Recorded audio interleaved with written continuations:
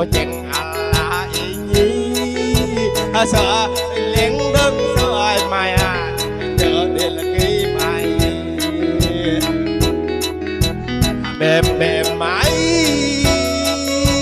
lệ tam rắc ai bên ai lệ tam rắc ai chỉ trong vật mấy ai ta về ngủ mây họ theo ai nhi mà thì bạn ai cái sợi chặt bất chấp nhớ đi mà mang mất một người đi chẳng ai bất đi hiệp lọc ai bất lệ bọc đi trọc ai lệ bọc ai cái trọc lệ tam giống nam bất ai hồ đi biết anh đâu ai bất ai bắt đầu mà vô chợt đi mà mang mũ bất hơ tay lệ ai cho bất hơ vô rằng